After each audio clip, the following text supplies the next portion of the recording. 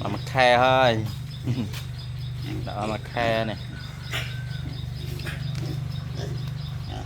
cồn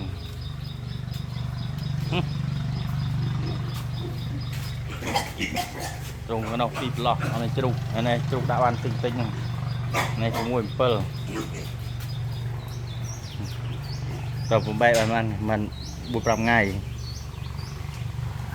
này vào mặt khe này này khe bà mùi on miền mê trườn mấy ở chân cái đồng tiện cái đồng là hè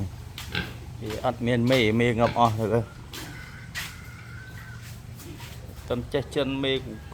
rô anh trung này nè tân lê chừng trung sành chụp sành